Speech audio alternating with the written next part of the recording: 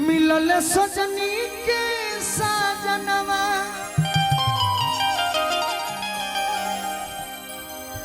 हमारी अंग अंग गुलाब नियन खिलल बाबा दनवा कि सुनी सुनी भगवान जन बिहान होके कि सुनी सुनी भगवान जन बिहान होके आज राजा जी के छोड़वे में जवन होके राजा जी के छोड़वे में जवन होके आज हम पहिला मिलनवा मिलल सजनी के साजनवा तोहर अंग अंग गुलाब नियन खिलल बाबा दनवा सुनी भगवान जन बिहान होके सुनी भगवान जन बिहान होके एह राजा जी के कोरवे में जवन होके एह राजा जी के कोरवे में घुटा हटाई हमारा लाल जनी घुंघटा उठाई हमरा लाज तू ही बात सब बोले हां और कैसे तो चूल्हा बेकार बा जना में तावे नहीं खे पड़ोसी बेकार बा तो हमरा के घाटा में डलबो दे तू फाय अनुपमा तार गीत के फैन हमार टिंकू भैया हो हमार तो होइए हवे ओकरा बादी कोई के गीत ना सुने हिंदी एक दो टिंकू भैया हर कलाकार के प्रमोट करे ने हरदम हर कलाकार खातिर हमेशा खड़े रहे प्रमोट ई तो हम देखले बनी प्रमोट सबका के करेले वे कहतनी हर कलाकार के बाकी इनकर हमार पटरी जौन जमेला कोई जोरे ना जाए अब तू एक दिन जमा दो तनी भाव से कह जनी घुंघटा हट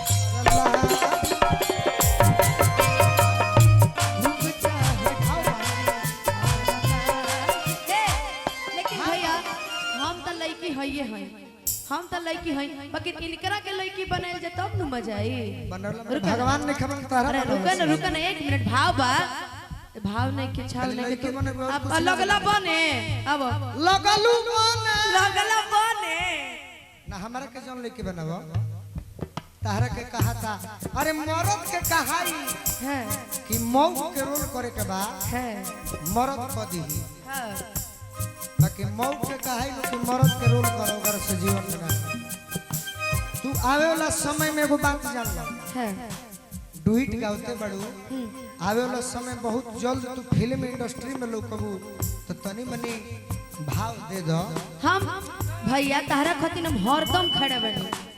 हरदम नहीं के खड़ा हमरा जरूरत नहीं के तनी मनी भाव आज राजा जी के करवे में जवन हो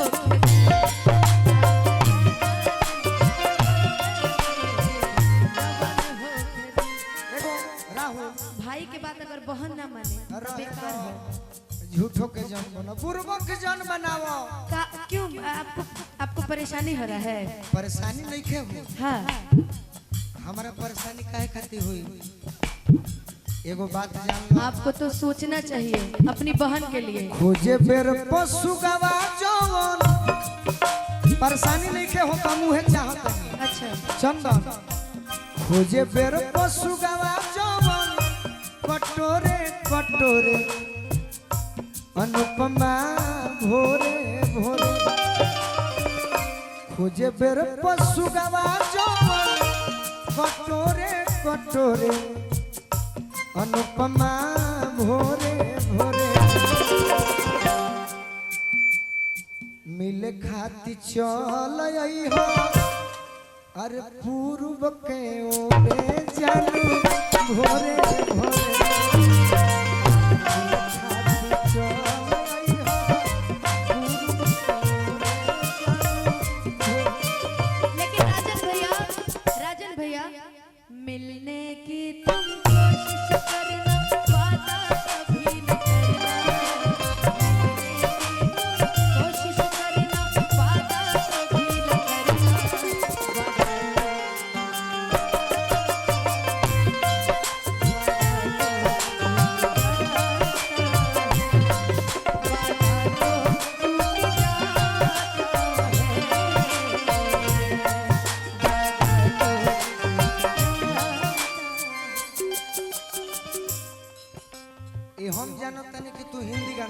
करू लोग सोची कि गोलू राजा के गीत के जवाब अनुपमा वादा तो टूट जाता है से देतरी जौन ऐसा दुनिया के कोनो लोग ना होई जौन कसूर फिल्म के गाना ना सुन ले हुए बाकी ऐसा बात कह जो लोग ना सुन ले होके जैसे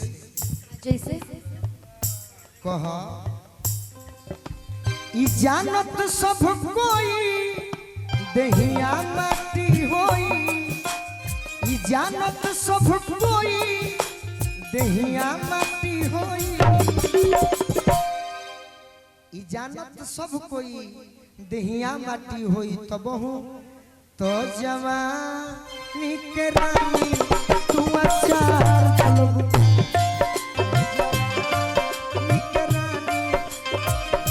हम मानो तनी मानो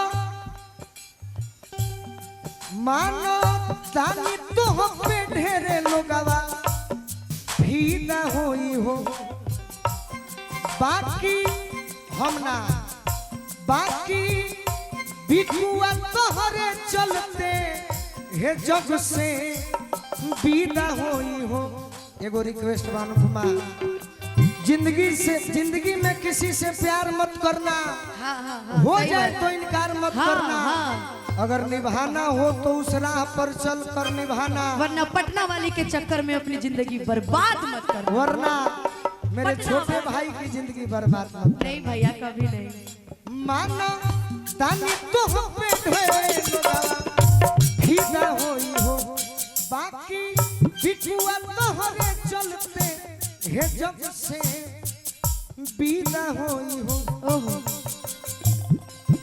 अजबे रूप बयानोखा तुकबंदी देखो अजबे रूप बयानोखा के न खा जाई धोखा अजबे रूप बयानोखा अरे के न खा जाई धोखा हमरा बिकुआ के हाँ हाँ अरे नई अपार लाओ डरली मजधा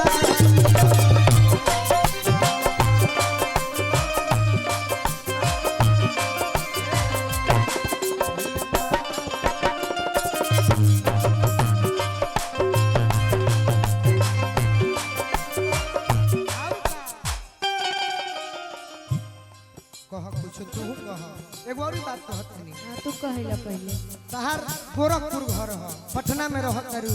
बाकी एगो बात हम जानत नहीं हम केहू के पर्सनल चीज ना उठाए नहीं भैया हम केहू के नाम लेके ना गावे नहीं उठा दो काहे से कि वीडियो सब केहू देखेला देखी ई बात गलत ह वीडियो सब